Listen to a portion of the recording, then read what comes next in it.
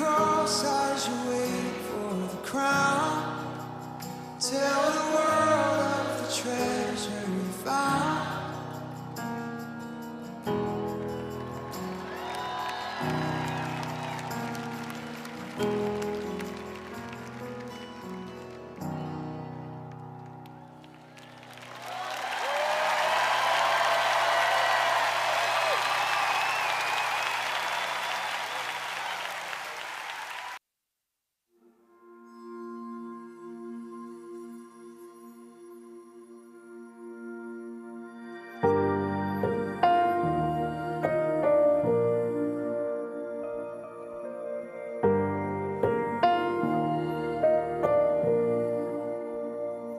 Waking up to a new sunrise, looking back from the other side. I can see now with open eyes. Darkest water and deepest pain, I wouldn't trade it for anything. 'Cause my brokenness brought me to you, and these wounds are a story you'll use. So I'm thankful for the scars, 'cause without them I wouldn't know your heart. And I know they'll always tell of who you are. So forever I am thankful for the scars.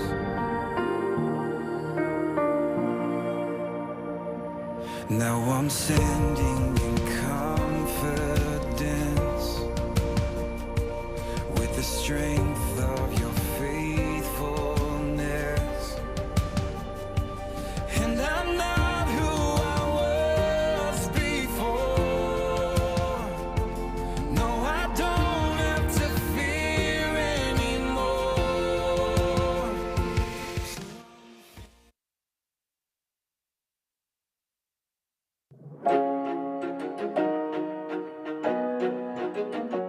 Good morning, and welcome to Forum 12E2. We're so happy that you're here. We're getting ready to get started, so please find your seat. And once you get there, you're going to notice that there is a connection card on that seat. Please fill that out with your name, phone number, school, and grade level. Once service is over, please put it in the bin that is over by the double doors that you entered in. You'll also notice on your connection card that there's a place to mark whether or not it's your first time. If it's your first time, come bring the connection card directly to myself or one of the other leaders. We'd love to get to know you and get you a free smoothie. And if you're not new, but you brought a friend with you, come bring the connection card up to us as well, because we'd love to get you and your friend a smoothie. On top of having Sunday service at 10:30, we also have youth group every Wednesday from 6 o'clock to 8 o'clock here in the Youth Activity Center. We also use something called Remind to keep you guys up to date with things that might be happening in youth group, whether it be church events, youth events, or anything else that might be going on. The way to get connected is by texting at 12E2 to this number right here. Once again, we're so happy that you're here, and we can't wait to worship with you.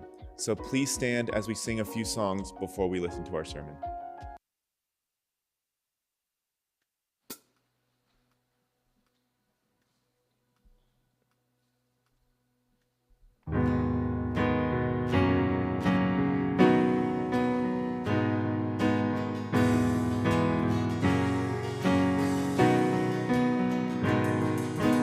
Torn up pages in this book, words that tell me I'm no good, chapters that define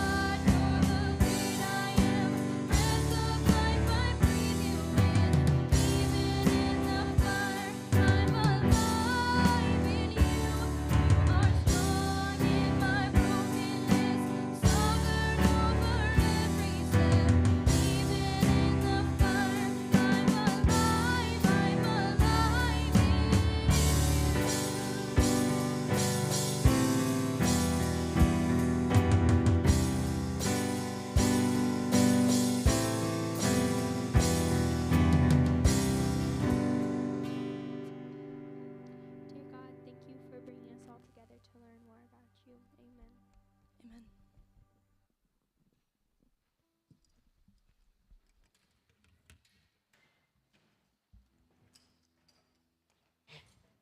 All right. Cool. So, good morning, everyone. Happy to see everyone here today. And want to make sure I'm not like falling off the stage with stuff too. So, if you're new here or you just forgot, because I don't come up here very often on Sundays, my name's Matt, and I get to continue with our series in the book of First Samuel, or through the book of First Samuel today. I'm super excited about it. Good job. Yeah. Huh? Yeah. I'm on. No, he's good. So we've been going through this series called The Heart of a Follower, where we're looking at the nation of Israel and following the stories of a prophet, Samuel, and a king as well, Saul. And we're reading through and identifying what the heart of a true follower of God does, and a little bit of what it doesn't do as well. And so this week we're going to be looking at Saul and his son Jonathan, actually, with a few stories here. And we're going to get to see a contrast between how the two trust and obey God and how they don't trust and obey him as well. And from the two chapters I have here, for chapters 13 and 14, I've pulled out three kind of main sections that we're going to be looking at, that we're going to focus on here. And we're just going to jump right in. There's a lot of scripture here today, and we're going to get through it. So this first section here, starting in 1 Samuel 13, verse 8, discusses Saul's disobedience and the consequences of it.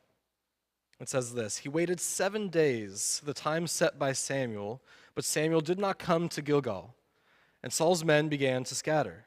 So he said, 'Bring me the burnt offering and the fellowship offerings.' And Saul offered up the burnt offering. Just as he finished making the offering, Samuel arrived, and Saul went out to greet him. 'What have you done?' asked Samuel. Saul replied, 'When I saw the men were scattering, and that you did not come at the set time, and that the Philistines were assembling in Michmash, I thought, now the Philistines will come down against me at Gilgal, and I have not sought the Lord's favor. So I felt compelled to offer the burnt offering.' 'You have done a foolish thing,' Samuel said. 'You have not kept the command the Lord your God gave you. If you had, he would have established your kingdom over Israel for all time. But now your kingdom will not endure. The Lord has sought out a man after his own heart and appointed him ruler of his people, because you have not kept the Lord's command.' Then Samuel left Gilgal and went up to Gibeah in Benjamin, and Saul counted the men who were with him. They numbered about 600. Okay, I know we jumped in really quick there to the scripture, but I hope you were paying attention, if not taking notes, circling, underlining stuff, because a lot happens really quickly right there. And don't worry, I'm going to unpack it, so we're going to be able to figure out what's going on. I want to start by looking at here Saul's impatience in here. And I know for one, I can have impatience plenty of times, especially driving, but impatience is a hard thing to deal with. Patience is a hard thing to have, but we're going to look at Saul's. It says, or we see Saul is waiting for Samuel. It says for 7 days. But it helps to understand why he's waiting for Samuel. Like, why does Saul have to wait for Samuel here? And there's a known standard among the people that spiritual or religious leadership, like priests or prophets, and civic leadership, like kings, like Saul was, were not supposed to mix. All right, kings couldn't be prophets, and prophets couldn't be kings. That's just how it was set up for good reasons. And so knowing this, Saul must have been waiting for Samuel because there was a job that was to be done by a prophet. There was a job that Saul couldn't do because it was a job for a prophet, not a king. And it was this burnt offering it talks about here that Saul ended up doing himself, that Saul ended up offering. But if we look at the beginning of the passage here, it says, just as he finished making the offering, Samuel arrived. It's like in those last moments, like if he had just waited like 1 or 2 more hours, he would have been fine. Samuel would have been there. Everything would have been fine. But like, how embarrassing is that? Like he's caught, his hand is in the cookie jar, and like mom walks in and catches you, and you're just like, oh shoot, like I can't believe that happened to me. And it's like this, if your parents had told you, hey look, I bought your favorite candy. You know, your favorite candy, whatever it is. For me, it's Swedish Fish. For you, it could be Snickers or Starburst. I don't know. Whatever your favorite candy is. And it says, and it's in the pantry, you know, where snacks and stuff are stored. But you have to wait until we get home to eat it. It should just be a couple of hours. We're going out, we're grabbing some groceries, we're going to make dinner. It's going to be great. You get your favorite candy tonight. Just wait until we get home. And you think, like, heck yeah. I love that candy. That's my favorite candy. Of course it's my, thank you so much. Like, yeah, I'll wait till you get home because that's what you want. I don't want to get in trouble or whatever. Like, no problem. 2 hours, not a big deal. And so you wait. Like, you're like, look at your watch or look at the clock on the wall and you're like, okay, cool. 2 hours from now, sweet. 2 hours from now, I'll be able to eat my candy. And you're waiting and it gets to it's like an hour and 45 minutes and you're like, oh man, like 15 more minutes. Here we go. Going to eat my favorite candy soon. They're almost back. Hits that 2 hour mark and you're just like, okay, where are they? They said they'd be back 2 hours. It's exactly 2 hours. Obviously, they should be back. Obviously, this is a problem here. Like, where are my parents? Well, you know, the candy's right there and they said 2 hours, so it should be fine if I eat the candy anyway. Right? It's like, it's not a big deal. I can just get it myself. I know how to get into the pantry. It's not a big deal. And you grab the candy off the shelf and you eat it. Like the whole thing. And right as you're putting that last bite of candy in your mouth, you hear the door unlock, like to the garage, and you're just like, oh no, like I messed up. You realize what happened. And your parents open the door to see you, empty wrapper in hands, chocolate covered your face, like, I messed up. So we look back at Saul, and he knows he messed up. He was caught in this instance of doing what he wasn't supposed to do, and it was like right as he did it is when Samuel showed up. And he's in this panicked state of like, I have to cover it up. I have to make it look like it's not that big of a deal. And just like we would with that candy that we're eating, it's just like, no, like we're going to justify it. We're going to look at our parents and say, like, you said 2 hours, like it's okay, it's not a big deal. I was going to eat it anyway. And rather than admitting what he did was wrong and asking for forgiveness, he doubles down when Samuel confronts him about it. He says, like, look, like, I needed to impress the troops. They were leaving. I needed to make sure that these troops stayed, the soldiers stayed. He said, you know what, Samuel, it was really your fault. You said 7 days. You were here in 7 days and 2 hours. Like, you weren't here at exactly 7 days, so it's your fault, not mine. It's not on me. And he says, look, wait, we needed to win this battle. We needed to be successful in this upcoming campaign. So I was just doing what needed to be done for the sake of the nation. And see, Saul in this moment was more focused on his own victory as a king and a leader of an army than he was about trusting God. He was more worried about himself and his own timing than he was about God and God's timing. And so Samuel rebukes Saul, and it's pretty intense. He first tells Saul that he acted foolishly, and sometimes we hear the word fool or we hear foolishly and we're just thinking like, oh, it's a little dumb. But this was a really powerful critique. Saul was being told that he lacked the moral and spiritual just sense, that he was lacking in these ways and in these ways that it mattered. And it was because of Saul's pride and focus on himself that he was distracted from God's will. But Samuel goes on too. He says, Saul, your kingdom will come to an end. Your kingdom will come to an end. Saul's hasty actions marked the end of his monarchy, that after him, his son would not rule. The next king of Israel would be someone else. Instead, God saw a king, looked for a king who was after his own heart. Spoiler alert, it's David. That's not for this week. But he saw a king who was after his own heart. And he was going to put a king over Israel that would turn to God and God's will rather than his own human will. So we see Saul's disobedience here because of his pride. And we're going to turn pretty quickly here to look at Saul's son, Jonathan. And we're going to see Jonathan's obedience to and faith in God. At the beginning of chapter 14, we're going to jump in here. It says, one day Jonathan, son of Saul, said to his young armor-bearer, come, let us go over to the Philistine outpost on the other side. But he did not tell his father. Saul was staying on the outskirts of Gibeah under a pomegranate tree in Migron. With him were about 600 men, among whom was Ahijah, who was wearing an ephod. He was a son of Ichabod's brother, Ahitub, a lot of names, son of Phinehas, the son of Eli, the Lord's priest in Shiloh. No one was aware that Jonathan had left. On each side of the pass that Jonathan intended to cross to reach the Philistine outpost was a cliff. One was called Bozez, and the other Seneh. One cliff stood to the north toward Michmash, and the other the south towards Geba. Jonathan said to his young armor-bearer, "Come, let's go over to the outposts of those uncircumcised men, of the Philistines. Perhaps the Lord will act in our behalf. Nothing can hinder the Lord from saving, whether by many or by few." "Do all you have in mind," his armor-bearer said. "Go ahead, I am with you, heart and soul." Jonathan said, "Come on then, we will cross over toward them and let them see us. If they say to us, 'Wait there until we come to you,' we will stay here, and we are not to go up to them. But if they say, 'Come up to us,' we will climb up, because that will be our sign that the Lord has given them into our hands."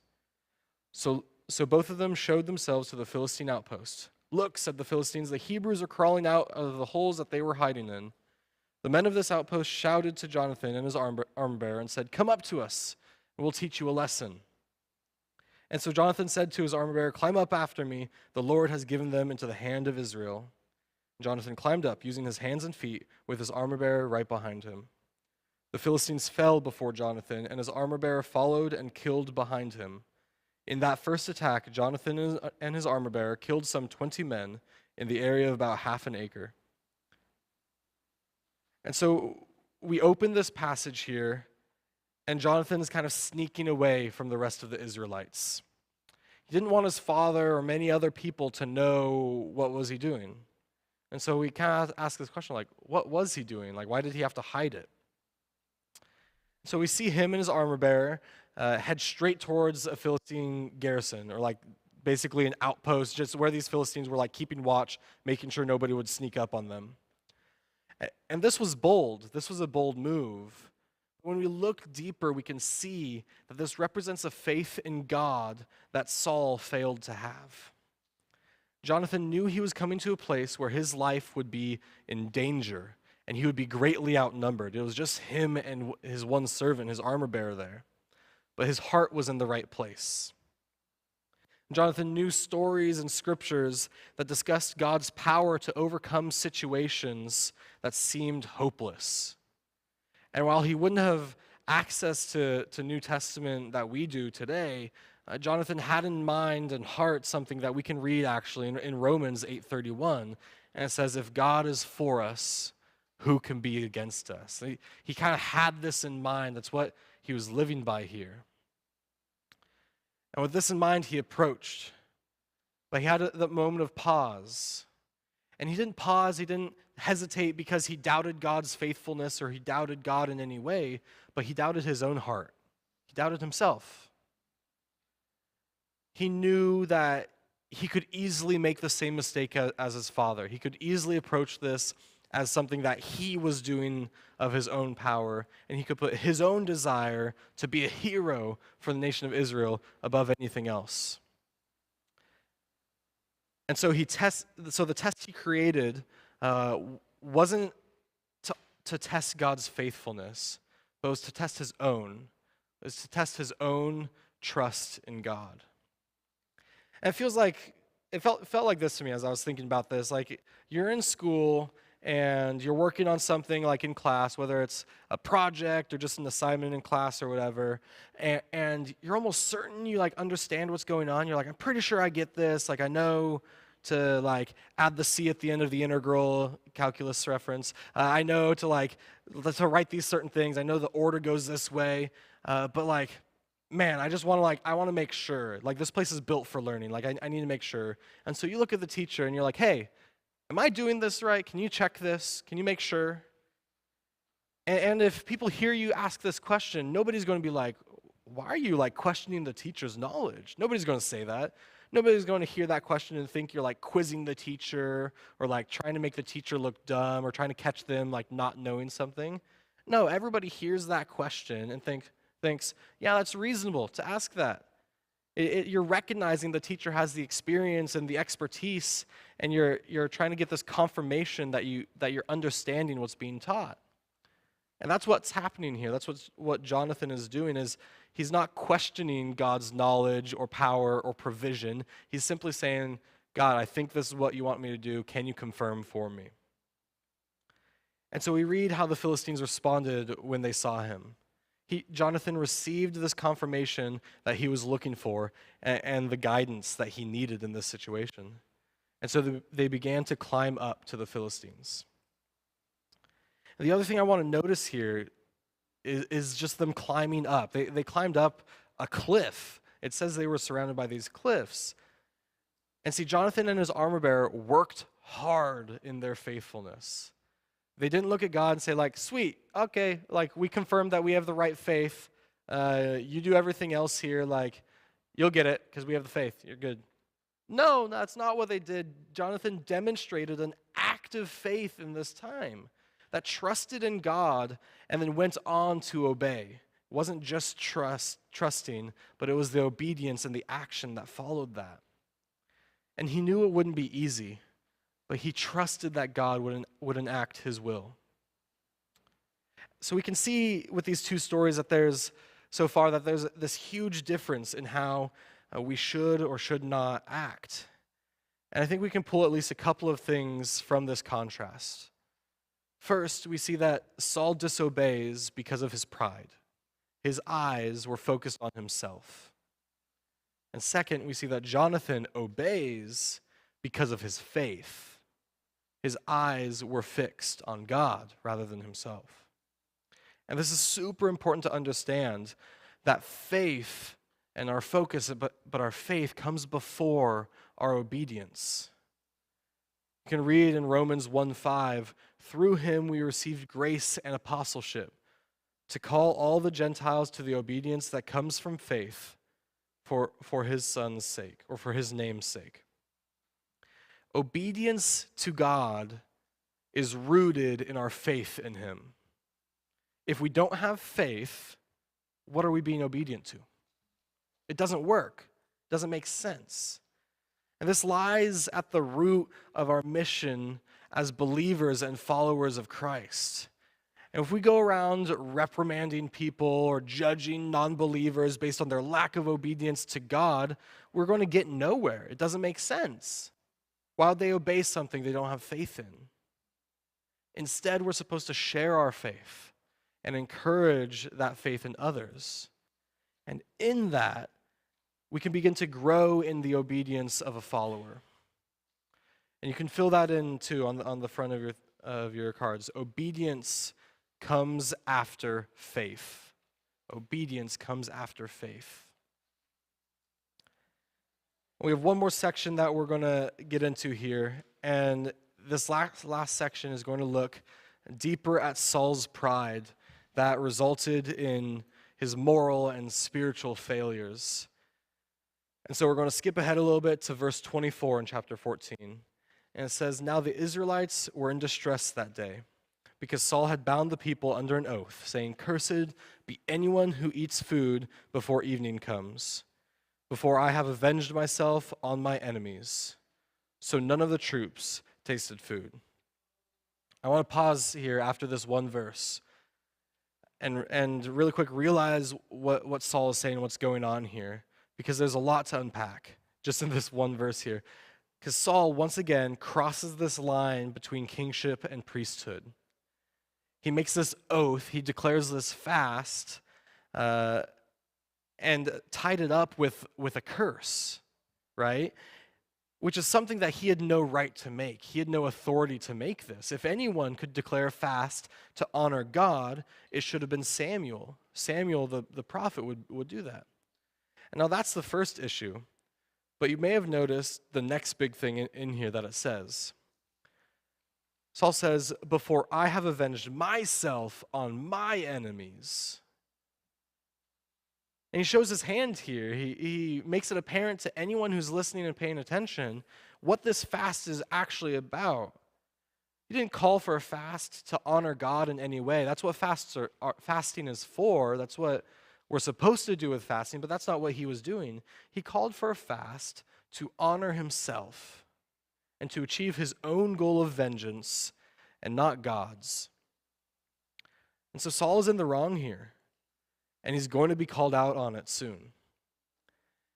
The next thing that happens, Jonathan, who did not hear about this fast that Saul declared, eats some honey that's found on the ground, that the Lord had provided honey in this way. And immediately the soldiers around him let him know, like, hey, dude, like, your dad said we all had to fast. Your dad said there would be a curse, right? To which Jonathan replies back with a critique of Saul and his intentions. Like, Jonathan's like, my dad's wrong. Like, Saul's wrong. We're going to jump back in at verse 31 as it comes up on the screens here too. That day, after the Israelites had struck down the Philistines from Michmash to Ajalon, they were exhausted. They pounced on the plunder, taking sheep, cattle, and calves. They butchered them on the ground and ate them together with the blood. Then someone said to Saul, look, these men are sinning against the Lord by eating meat that has blood in it. You have broken faith, he said. Saul said this. Roll a large stone over here at once. Then he said, go out among the men and tell them, each of you bring me your cattle and sheep, and slaughter them here and eat them. Do not sin against the Lord by eating meat with blood still in it. So everyone brought his ox that night and slaughtered it there. Then Saul built an altar to the Lord. It was his first time doing this. Saul said, let us go down and pursue the Philistines by night and plunder them until dawn, and let us not leave one of them alive. Do whatever seems best to you, they replied. But the priest said, let us inquire of God here. So Saul asked God, shall I go down and pursue the Philistines? Will you give them into Israel's hand? But God did not answer him that day. Saul therefore said, come here, all you who are leaders of the army, let us find out what sin has been committed today. As surely as the Lord who rescues Israel lives, even if the guilt lies with my own son Jonathan, he must die. But not one of them said a word. Saul then said to the Israelites, you stand over there, I and Jonathan my son will stand over here. Do what seems best to you, they replied. Then Saul prayed to the Lord, the God of Israel, why have you not answered your servant today? Is the fault in me or my son Jonathan? Respond with Urim. But if the men of Israel are at fault, respond with Thummim. Jonathan and Saul were taken by lot, and the men were cleared. Jonathan said, cast the lot between me and Jonathan my son, and Jonathan was taken. Then Saul said to Jonathan, tell me what you have done. And Jonathan told him, I tasted a little honey with the end of my staff, and now I must die. Saul said, may God deal with me, be it ever so severely, if you do not die, Jonathan. But the men said to Saul, should Jonathan die, he who has brought about this great deliverance in Israel? Never. As surely as the Lord lives, not a hair of his head will fall to the ground. For he did this today with God's help. So the men rescued Jonathan, and he was not put to death. Then Saul stopped pursuing the Philistines, and they withdrew to their own land. I know that was a lot, so I'm going to break this down once again here. The next thing we see as we jump in verse 31, that there's this plunder of the Philistines, that they go and they defeat these Philistines, and it's the end of the fast that Saul declared. Saul says, look, I got my vengeance, like, we can eat now. And so the men were like so hungry, so starving, that they begin to eat the meat immediately, that they begin to eat the meat of the animals without properly cleaning it and cooking it. So it's like this raw meat, basically. And the issue is called out, and Saul, once again, had the opportunity to admit his mistake, to say, you know what, I shouldn't have declared that fast. That wasn't for me to do. But just as we saw earlier when he talked to Samuel, he resorts to shifting the blame. And we see the direct and unfortunate results of men following Saul's foolish command here, because it caused them to break a command that was given to them by God, to not eat the blood of the animals. And this often happens when we set up these like rules and regulations in order to prevent us from getting even close to sinning. That this legalistic way of doing things ends up leading to the sin that it was meant to prevent. I do want to note, though, that Saul does do some good things in this passage, too. And he's not all bad. Like, he's definitely not perfect, but he's not all bad. Saul builds an altar to the Lord. It says it was his first time doing it, and this is good. He also, at the advice of the priest that was with him, he seeks guidance from God, and this is also good. He was doing some good things here.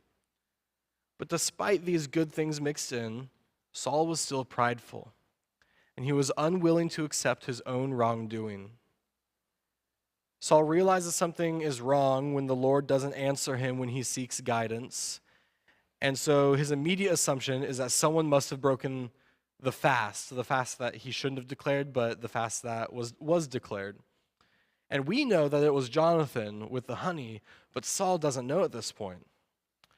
And so Saul says, look, whoever broke this fast, whoever sinned here, will die. It's not looking too hot for Jonathan right here. But we get to see what happens. In an effort to figure it out, since nobody's speaking up, like the men who knew Jonathan and who know Jonathan's heart, they weren't going to rat him out about something like this. They have this way of casting lots, right? And this was a common way to determine the will of God at this time, that they would use some sort of system that seemed random, that could not be influenced by the people running it, and God would kind of guide the hands to share his will or to share important information.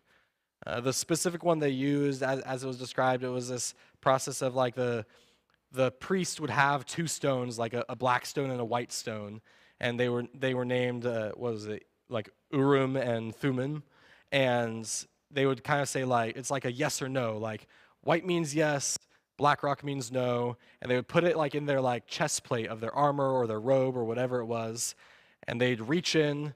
It's like drawing out of a bag type of thing, and they'd reach in and they'd pull one out, and that was God's answer. That's kind of what they did here. That's how they got to Jonathan. And so through this system, Saul discovers that his own son broke the fast. And now we can pause again here because Saul, once again, has an opportunity to recognize his own faults, to recognize his wrongdoing. He could see his own foolishness and his own pride, and he could give it up. But no, again, just like he's done multiple times before, he doubles down. And he looks at his son Jonathan, his own son Jonathan, says, "You've got to die now. Like, guess you have to die." He calls for his son's death. And this is intense. Like the level of pride that he must have had to go this far, to get this far. Saul would rather see his own son die than admit that he was wrong in this instance and turn to God. But this time, the men aren't silent. They don't stay silent. They speak up in defense of Jonathan. And they call out Saul's shenanigans here. They say, hold up, like, your command of the fast was really stupid. Like, you shouldn't have done that. And on top of that, when Jonathan broke it, he didn't even know about it. Like, he wasn't around when you declared it. So it couldn't be helped. Like, it's genuinely not his fault when he wasn't informed here. And they don't stop there. They say, and remember how Jonathan won these great victories against the Philistine outposts, how he trusted in God and God delivered in this great way. And so they continue. They said, Jonathan's great faith has been used by God. God has used Jonathan. And we've all seen it. We've all been witness to it. They speak up in defense of the heart of a follower that Jonathan has. See, Jonathan has a heart of faith. He has a heart that trusts in God. He has a heart that obeys. And Saul has no defense. He can't really argue with these men and with his own son here. He was faced with his own pride. A mirror was held up to him, and he was called out for not truly following and trusting in God. So where do we go from here? What do we draw from this? We read about Saul having a hard time trusting God and obeying him. Then we read about Jonathan, who step by step trusts God with all that he is doing. He goes to God for direction. He listens to God communicate with him. And then he follows through on the guidance God provides. Jonathan is faithful in the small things, and it makes it easier to trust God and obey him when the stakes are higher. Like, life and death level stakes even. Saul struggles to trust and obey God in the smallest of things. And so in the big and impactful ways, we see Saul fail again and again. And this is my main challenge to you all, and this is a fill-in too. Like Jonathan was, you should be obedient in the small things. Be obedient in the small things. Be obedient in service. When you obediently serve others, you serve in mission work or volunteer opportunities, or just in your daily life, how you serve others, it makes it easier to trust that God will provide for you in your time of need. Be obedient in prayer, and this can be tricky sometimes, and it may seem trivial even, but I promise you, prayer is not trivial. When you're faithful in prayer, when you're obedient in prayer, you're building a relationship with the creator of the universe and lifting up your needs and struggles to him, as well as the needs and struggles and just the people that you pray for. And remember this that I said before, obedience comes after faith. And if obedience in these ways seems impossible or unimportant or just something you don't feel like doing, I need you to be honest with yourself and ask yourself this question. Where is my faith? Do I have faith in God? Like, be honest with yourself here, because wherever you are, it's important to understand what you believe, what we believe. If you're struggling with your faith or with doubts or don't have your own faith, like, you can come to me. You can come to know we're here for that. That's what we're here for. And at the end here, after I'm done, I'll have them put our contact information, phone numbers back on that. If you don't want to come up to us because you don't want to feel like singled out, you can text us and you can call us. You can figure out just the questions you want to ask here. Because we're always willing to talk through these heavy topics with you. Beyond it being our job at this point, we're encouraged when each of you come up to us with questions. We're encouraged by that. So I'm going to close this in prayer, and Noah and I will be around if you want to find either of us. But just know, obedience comes after faith. And if you don't have that faith and if your faith's not there yet, that's something we want to talk to you about. That's something we want to build up on. Pray with me. Dear God, thank you for this day. Thank you for the guidance and wisdom you offer us, Lord. Thank you for loving us so deeply that you hear and answer our prayers. I pray that you soften our hearts to become more obedient to you, Lord. I pray that you grow in us a faith that is fully reliant on you so that we can be used for your good will. As we leave today, I pray that we all strive to be more like Jonathan as he pursued you with every step. We thank you and we praise you. In your name, amen. All right, everyone, they're going to start playing music back there, and we're all good to go. Noah and I will be around if you want to talk.